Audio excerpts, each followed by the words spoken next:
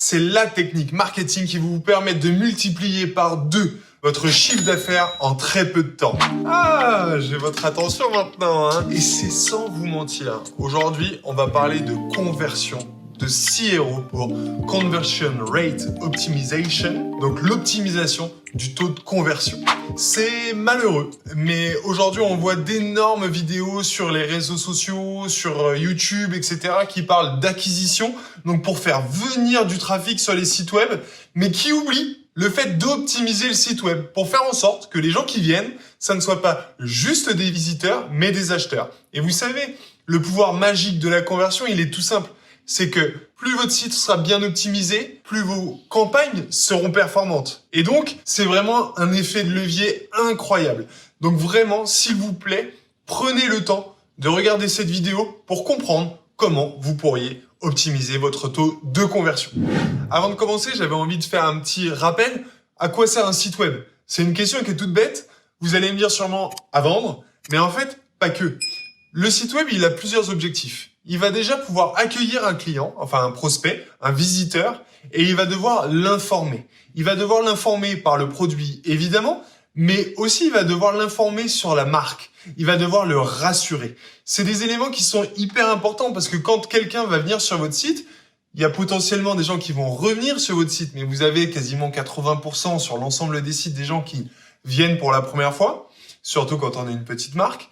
Et donc, il va falloir leur donner les bonnes informations au bon moment et pouvoir les rassurer pour qu'ils puissent passer à l'achat. Moi, j'aime bien comparer la conversion à une relation amoureuse. En fait, j'aime bien comparer le marketing à une relation amoureuse. Imaginez, vous êtes en premier date, vous avez réussi à faire venir la personne en rendez-vous dans un café avec vous.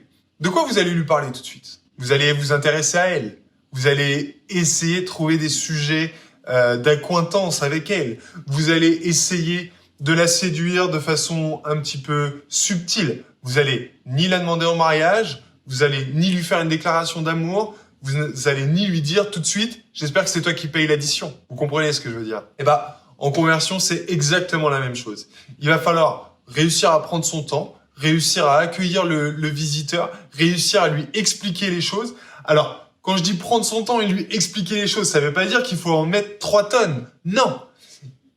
Prendre son temps, c'est éviter de lui envoyer une pop-up moins 10% sur la première commande alors qu'il est à peine arrivé. Ça, je le vois sur beaucoup trop de sites. Le visiteur est à peine sur le site web que vous lui mettez ça. Son réflexe, c'est quoi? C'est de le fermer. Et du coup, au moment où il va passer sa première commande, il aura plus ce bon d'achat parce qu'il l'aura oublié. Et ça, c'est très dommageable. Donc, prenez le temps. Prenez le temps, vous vous dites, tiens, il est sur la fiche produit, il a descendu la fiche produit, il prend son temps sur la fiche produit, tiens, là, je peux lui envoyer un élément qui va déclencher l'achat. Et pas au début qui va paralyser ou en tout cas rendre négatif son expérience client. Donc ça, c'est le fameux prendre son temps et le fameux de lui dire les choses, les bonnes choses. En fait, ce qui est important, c'est pas de lui raconter des milliards de choses. C'est de raconter les éléments qui vont lui permettre de passer à l'action. Et en fait, ça peut être plein de choses. Ça peut être évidemment les bénéfices du produit, ça peut être les valeurs de la marque, ça peut être des éléments de réassurance. Par exemple, le fait qu'il va pouvoir se faire livrer rapidement, le fait qu'il va pouvoir avoir des retours rapides, le fait qu'il y ait d'autres clients qui ont acheté les produits avant lui. Parce que je vous rappelle, nous sommes des animaux sociaux et nous avons besoin de se comparer aux autres. Et donc, plus les produits auront été achetés par d'autres, plus ce sera rassurant pour le visiteur. Alors, il y a évidemment certains qui vont me dire « Ouais, mais moi j'aime bien acheter dans des sites que personne ne connaît. » C'est vrai, mais c'est une minorité, vraiment une toute petite minorité des visiteurs sur le web. Les visiteurs sur le web, ils aiment prendre le moins de risques possible.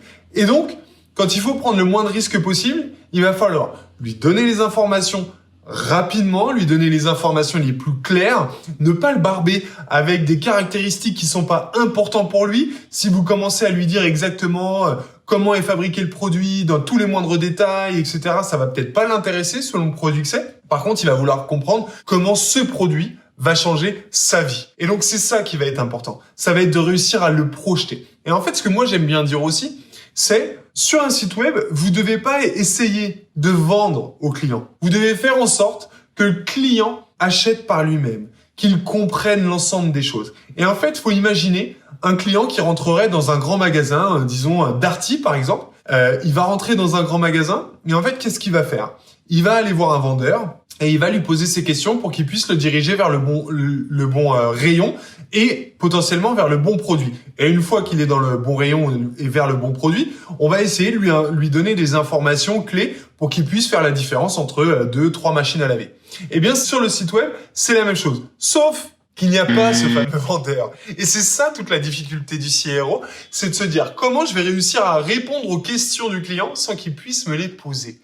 Eh bien, ça c'est la magie qu'il y a derrière la conversion. C'est vraiment de réussir à répondre à l'ensemble des questions avant même qu'ils s'y soient posés. Eh bien, ça passe par plein de choses. Évidemment, ça passe par ce qu'on s'est dit, les bénéfices, les éléments de réassurance. Ça va aussi passer par des éléments de comparaison possibles entre les produits. C'est-à-dire que si vous arrivez sur une page catégorie et qu'il n'y a aucun élément pour pouvoir comparer 3, 4, 5 produits directement et qui oblige du coup le client à aller sur l'ensemble des fiches produits pour découvrir l'ensemble du catalogue, ça clairement il le fera jamais. S'il a besoin d'aller voir plus de 3 produits pour comprendre lequel il va avoir besoin d'acheter, il s'en ira, c'est sûr. Donc il va falloir, vous voyez, lui donner les éléments importants, par exemple sur une page catégorie, pour qu'il puisse lui-même faire son propre tri. Les éléments qui peuvent permettre de faire le propre tri, évidemment, par exemple sur une page catégorie, c'est les filtres. Les filtres qui sont souvent tout en haut ou sur le bandeau à gauche permettent justement au client de poser ses questions à son vendeur. Et là où il va dire, tiens, moi j'aimerais voir tous les produits en cuir. Tac, j'appuie sur le en cuir. Tiens, j'aimerais voir tous les produits pour toutes les chaussures qui font du 46. Tac, je clique sur le filtre 46. Et vous voyez, ça va permettre en fait de créer ce fameux funnel qui va faire en sorte qu'à la fin, le client il va hésiter entre 1, 2 ou 3 produits. Une fois qu'il a sa sélection à lui, il a la sensation d'être actif dans cette sélection, il va pouvoir aller regarder les produits et les comparer les uns aux autres. Et c'est ça qui va être une première étape pour en fait faciliter l'expérience du client.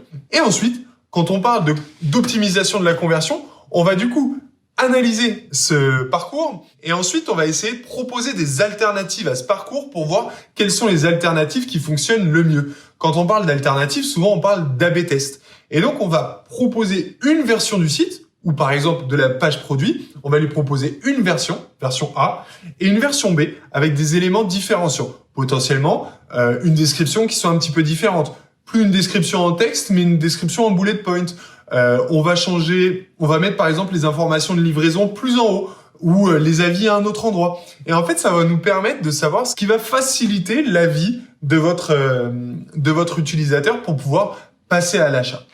Donc, le CRO, clairement, c'est pour tout le monde. Que vous ayez un site qui fasse 50 000 € par an ou un site qui fasse 50 millions d'euros par an, c'est indispensable. Alors évidemment, celui qui fait 50 millions d'euros par an, il suffit de changer d'1 ou 2% et ça change beaucoup de choses. Celui qui fait 50 000 € par an, l'impact est beaucoup moins fort. Mais par contre, l'impact peut être très très fort parce que ça peut, sur des petits sites, ça peut aller très très vite. Si vous faites une augmentation de 20%, ça fait quand même, sur un site à 50 000 €, ça fait 10 000 € par mois, ça change pas mal de choses. Donc, les choses importantes à retenir de cette vidéo, qui était un peu une introduction sur la conversion, et ensuite sur d'autres vidéos sur la chaîne, on rentrera plus dans le détail, c'est de se dire, essayons de créer le parcours client le plus parfait possible, le plus simple possible et le plus rapide possible, en ayant encore une fois tous les éléments, les bénéfices, les éléments de réassurance possibles, et ensuite, une fois qu'on a fait ce travail, parce que faire des tests A/B sur un site qui est mal optimisé, sur lequel il n'y a pas d'éléments de réassurance, sur lequel il n'y a pas de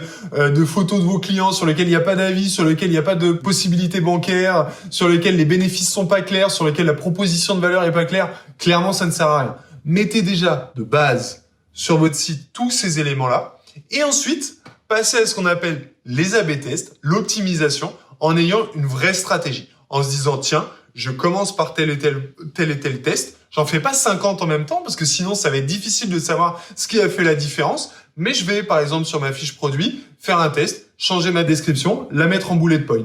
C'est un exemple. Est-ce qu'il y en a une des deux qui permet de mieux convertir? Oui, c'est la version B. Ok. Du coup, je pars de la version B et ensuite je refais un nouveau test. Ça va plus être sur la description, mais par exemple, comme je le disais, sur les éléments de la livraison. Est-ce que je les remonte? Est-ce que je considère que c'est important pour que le client puisse faire son achat? Tiens, je vois que la version avec la livraison au-dessus augmente encore une fois les taux de conversion. Très bien. Ensuite, je vais faire un nouveau test. Potentiellement, je vais aller voir si Le paiement en 3 fois est un élément déclencheur qui va permettre au client de beaucoup plus ajouter au panier. Pareil, je vois que le paiement en 3 fois, ah tiens, il ne permet pas d'augmenter spécialement la conversion. Pourquoi? Ah bah tiens, parce qu'il a fait descendre le bouton d'ajout au panier. Et du coup, finalement, il y a peut-être plus de gens qui ajoutent au panier quand ils comprennent qu'il y a le paiement en plusieurs fois. Mais en fait, vu que l'ajout au panier n'est plus là, on ne le voit plus. Ok, ça veut dire que je repars à la version A, qui était celle sans le paiement en 3 fois, et je vais retester autre chose. Tiens, est-ce que le client préfère avoir l'information sur la livraison ou sur le paiement? Et là, tiens, je vais me faire une version A avec la livraison au-dessus de l'ajout au panier, une version B avec l'ajout du paiement en plusieurs fois au-dessus du panier. Et là, on va voir lequel fonctionne. Vous voyez, c'est comme ça que ça fonctionne le CRO. C'est pas à pas pour comprendre au fur et à mesure comment vous pouvez faciliter l'expérience de votre client et donc booster votre chiffre d'affaires. C'est tout simple. Enfin non, c'est pas tout simple. Mais c'est une stratégie que vous devez mettre en place, qui est évidemment ultra importante. Et encore une fois, je me répète, mais si vous avez 20% de gens qui convertissent en mieux sur votre site web, si vous amenez plus de trafic via de l'acquisition, et ben machinalement, vos campagnes vont exploser, le ROAS de vos campagnes va exploser, votre chiffre d'affaires va exploser et tout ça sera bénéfique pour vous et pour vos clients. Je vous laisse sur cette vidéo. Je vous dis à très bientôt pour une nouvelle vidéo. Et en attendant, si vous voulez plus d'informations sur la conversion, n'hésitez pas à aller sur boostconversion.fr. Et si vous avez des questions, on sera ravis de vous aider. Ciao!